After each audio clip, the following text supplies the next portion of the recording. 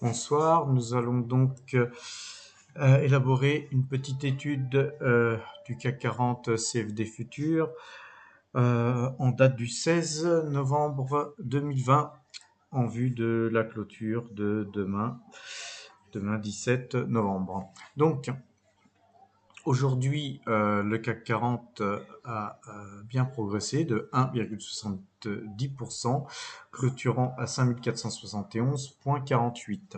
Alors, le point pivot, hein, je vous ai calculé le point pivot qui sera 5464, point en dessous duquel nous arrêterons d'acheter. Hein. Nous serons donc condamnés à regarder DMI. Si DMI passe vendeur, nous passerons vendeur direct. Néanmoins, ce point pivot n'est pas encore franchi. Tant qu'on sera au-dessus du point pivot, on tentera des achats jusqu'à la première résistance, la R1 qui est 5518, voire la R2 5646.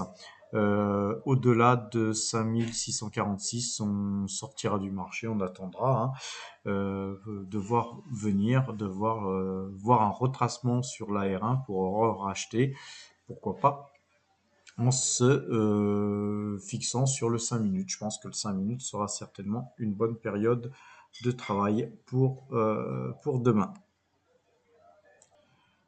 Alors aujourd'hui, le 5 minutes aussi était de bons conseils. Voilà, donc là on termine sur une baisse. Hein, on est plutôt baissier en fin de séance, hein, mais il est 20h15, ça peut se reprendre. Il faudra travailler. Là, on voit qu'il y a un petit signal d'achat sur le 5 minutes. Moi, personnellement, à cette heure-là, je ne fais plus rien. On attendra de voir demain. Demain, on se calera sur 5 minutes, un petit peu comme ce matin. Moi, ce matin, j'avais un petit peu une condition particulière de trading. On va voir un petit peu ce qui a été fait. J'avais une pause qui datait de la veille. Donc, j'avais une pause acheteuse à 5394, 5390, 5388 et 5889. Tout ça est sorti à 5502, 5408, 5499 et 5500. Ensuite, donc, c'est pour ça qu'il y avait du rollover. Hein. Donc, le rollover est une petite taxe qu'on nous prend quand on reste en overnight. Ensuite, ce matin, effectivement, j'ai racheté à 5431, 5431 deux fois, 5432 encore, pour avoir été ensuite stoppé, parce qu'on avait bien monté, puis j'ai malheureusement été stoppé à 5435, 5434 et 5435, donc tout petit gain de rien du tout, mais on a préservé les gains, c'était ça qui est important. Pour se remettre encore sur le 5 minutes, acheteur à 5447, 5448, 5446 et 5445.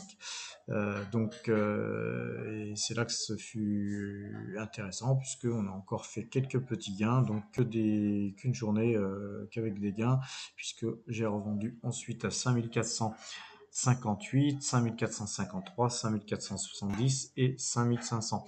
Comme quoi, voilà, le 5 minutes, c'était une bonne chose que de travailler le 5 minutes tout en mettant des stops. Là, par contre, on est en dessous du Kumo et le marché descend, donc on va attendre demain. Oubliez pas, moi, je privilégie les trades quand on est au-dessus du Kumo sur le 5 minutes. Hein, et quand le 5 minutes est acheteur, là, c'est la moyenne jaune et la moyenne bleue. Ici. Et donc ensuite, si possible, si vous avez la Tenkan et la Kinjun qui se réorientent à la hausse et qui ont croisé, ce n'est que d'autant mieux. Donc voilà, je vous souhaite bon trade demain.